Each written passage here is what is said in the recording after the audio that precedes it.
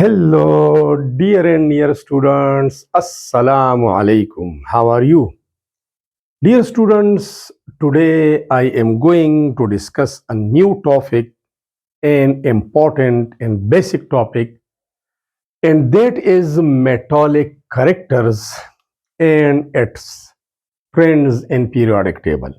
Students, आज हम पढ़ेंगे कि मेटॉलिक करेक्टर या दाती खसूसियात क्या होती है और पीरियाडिक टेबल में इसकी वेरिएशन भी पढ़ेंगे कि ग्रुप में टॉप टू बॉटम इसकी वेरिएशन क्या होती है और लेफ्ट टू राइट पीरियड में जाने से इसकी मेटालिक करेक्टर बढ़ती है या कम होती है और उनके लिए रीज़न क्या है। तो इंतहाई बेसिक एंड कंसेप्चुअल टॉपिक है and it is one of the periodic property of elements. ये भी कुछ वक्फे के बाद, एटॉमिक नंबर के वक्फे के बाद रिपीट होती है, रीअकर होती है, इसलिए इसको पीरियोडिक प्रॉपर्टी कहते हैं। तो टाइम ज़ाय के बगैर आगे बढ़ते हैं। सबसे पहले आते हैं नेम पर, हेडिंग पर, जो कि है मेटॉलिक करेक्टर। इसके बाद डिफिनीशन पे आते हैं। तो डिफिनीशन क्या है? Metallic character is the tendency of an atom to lose electrons easily and form positive ions which are called cations. Definition से साफ जाहिर है कि मेटालिक करेक्टर एटम की वो टेंडेंसी होती है, झुकाव होती है, मैलान होती है, रगबत होती है, सलाहियत होती है कि वो आसानी के साथ इलेक्ट्रॉन खारिज करे और उस पर पॉजिटिव चार्ज आ जाए। तो इलेक्ट्रॉन की आसानी के साथ इखराज की खासियत को हम मेटॉलिक करेक्टर कहते हैं। जो भी एलिमेंट, जो भी एटम आसानी के साथ इलेक्ट्रॉन खारिज करता है उसको दाती खासियत या मेटॉलिक करेक्टर का नाम दिया गया है। अब आती है इसके ट्रेंड्स की तरफ। Trends in periodic table. Periodic table में इसका रुझान क्या है? तो सबसे पहले ग्रुप डिस्कस करते हैं। Simply we can say that metallic characters increases from top to bottom in a group. किसी ग्रुप में ऊपर से नीचे आने से मेटॉलिक करेक्टर्स इंक्रीज होती है या बढ़ती है। दाती खासियत वो नमूदार होती है और वो बढ़ती है। एक्चुअली मेटॉलिक करेक्टर क्या है? The ability of an element to lose electron easily.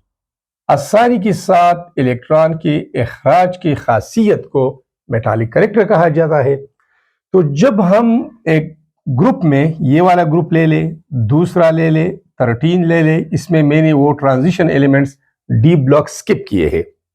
जो भी ग्रुप आपने लेना है वो ले ले। Down the group in any one group you can take. For example, जब हम किसी ग्रुप में ऊपर से नीचे आते हैं तो addition of new electronic shells. एक इलेक्ट्रॉनिक शेल वो हो एरिया जिसमें इलेक्ट्रॉन होते हैं, कंटिन्यूसली ऐड होता है। मसलन हाइड्रोजन में एक शेल है, लिथियम में 2 है, इसमें 3 है, 4 है, 5, 6 और 7। एक एक शेल का इजाफा होता है। जब शेल का इजाफा होता है तो इससे क्या होता है? Increase in atomic size. इससे एटॉमिक साइज बढ़ता है। ये एटॉमिक साइज है, सोडियम का बढ़ेगा, large atomic size for potassium, another larger one, then this one and this one.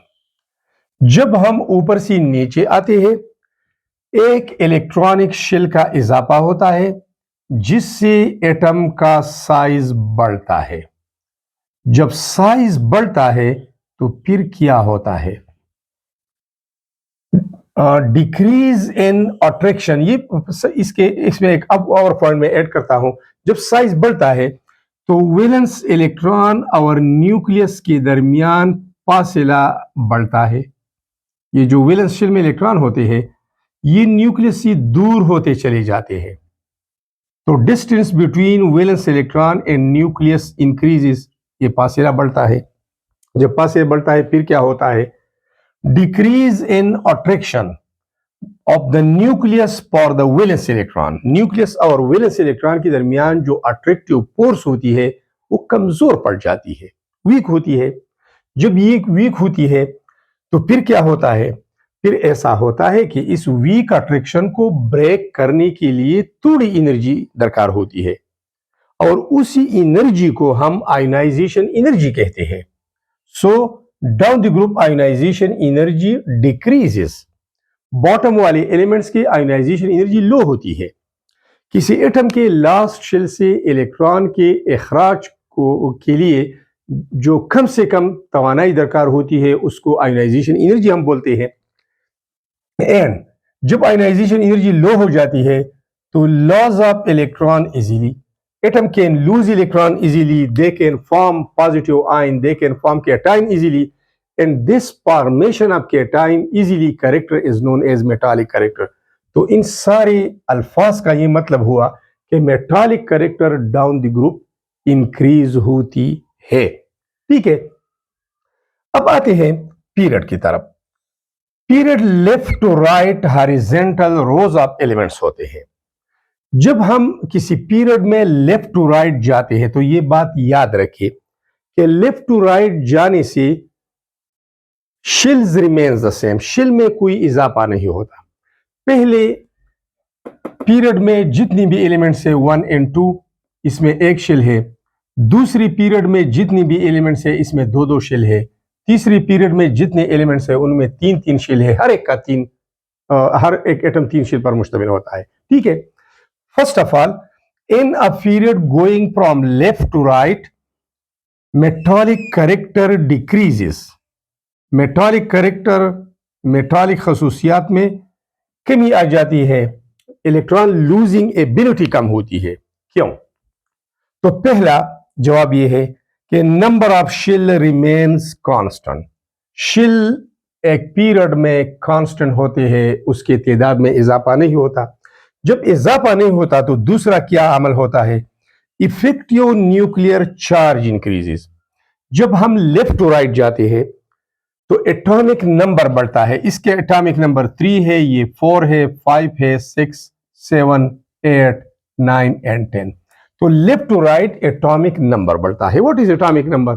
Proton number is called atomic number. जब एटॉमिक नंबर बढ़ता है तो प्रोटॉन की तादाद ज्यादा होती है। प्रोटॉन पर कौन सा चार्ज होता है? पॉजिटिव। तो पॉजिटिव चार्ज न्यूक्लियस में इंक्रीज होती है और इस पॉजिटिव चार्ज को हम न्यूक्लियर चार्ज कहते हैं। तो न्यूक्लियर चार्ज में इजाफा होता है और इस न्यूक्लियर चार्ज का एक इफेक्ट होता है, असर होता है। क्या असर होता है? When nuclear charge increases they strongly attract the outer most electrons. तो इसका ये असर है। तो इफेक्टिव न्यूक्लियर चार्ज बढ़ता है। जब ये बढ़ता है तो force of attraction of nucleus for the valence electron increases.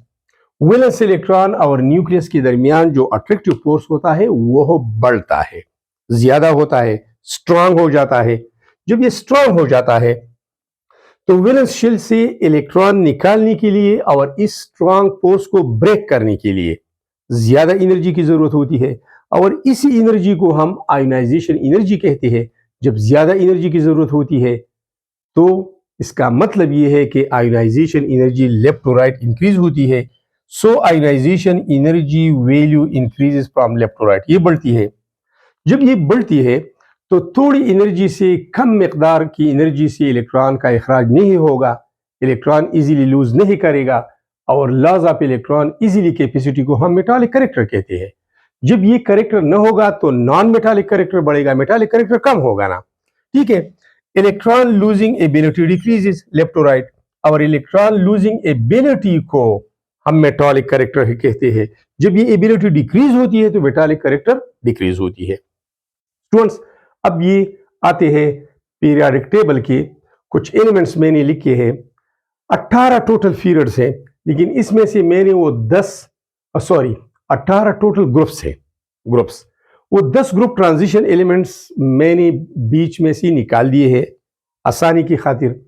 अब ये है ग्रुप 1, ग्रुप 2, 10 इसमें ट्रांजिशन दरमियान में आते हैं, फिर 13 से अप टू 18 ये एक लाइन मैंने ड्रॉ किया है यहाँ पर, ये वाला लाइन, ये लाइन मैंने ड्रॉ किया है। अब आप देखिए, ये लाइन एक डिमार्केशन है, ये हमें मेटल्स और नॉन मेटल्स को डिफरेंशिएट करता है।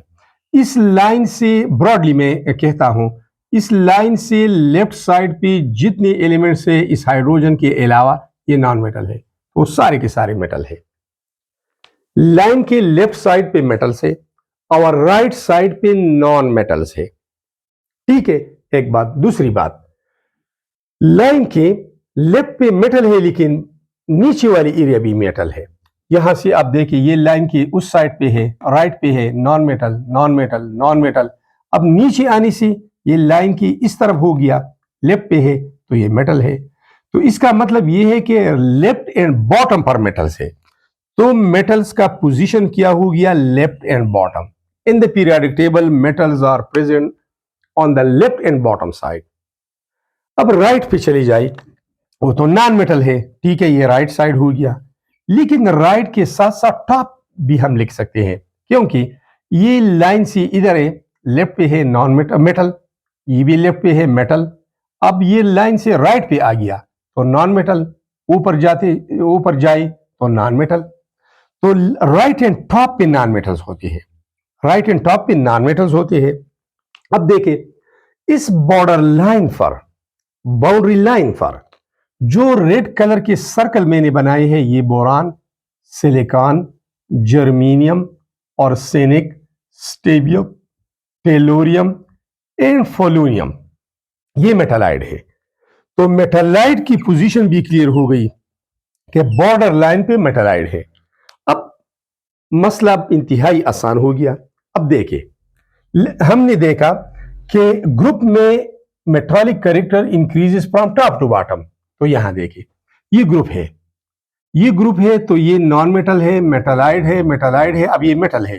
तो नीचे आने से मेटलिटी बढ़ती है, मेटालिक कैरेक्टर अपीयर होती है। इसके अलावा नीचे आने से एटॉमिक साइज बढ़ता है, और जब साइज बढ़ता है तो वो तो हमने पढ़ा कि वैलेंस इलेक्ट्रॉन और न्यूक्लियस के दरमियान फासिला ज्यादा होता है, अट्रैक्शन कम होती है, आयनाइजेशन एनर्जी लो होती है, इलेक्ट्रॉन इजीली लूज कर जाते हैं, और इस easily loss of electron property को हम मेटालिक कैरेक्टर कहते हैं।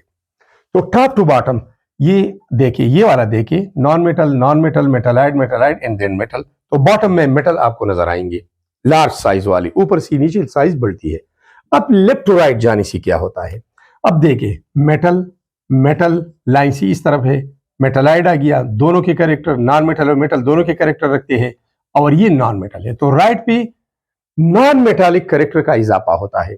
अब यहां देखिए, मेटल, ये मेटल है, ये मेटल है, ये मेटल है, ये मेटालाइड आ गया, ये भी मेटालाइड है। अब ये नॉन मेटल्स है, क्योंकि राइट साइड पे जाने से साइज कम होती है, इस वजह से मेटालिक कैरेक्टर कम होती है। तो ये था आपका आज का टॉपिक। अगर आपको इसी पैटर्न पर लिखाई चाहिए तो इसके ऊपर अनमोल सुपर गोल्डन सीरीज वाले नोट्स मार्केट में दस्तयाब है, मैंने खुद लिखी है, और पूरा सीरीज है, इसमें physics, chemistry, biology, English, Urdu, इस्लामियात, पॉक स्टडीज सब कुछ मौजूद है। तो आप मार्केट से ले सकते हैं for federal board class 9 as well as for other classes. Thanks a lot for watching the video.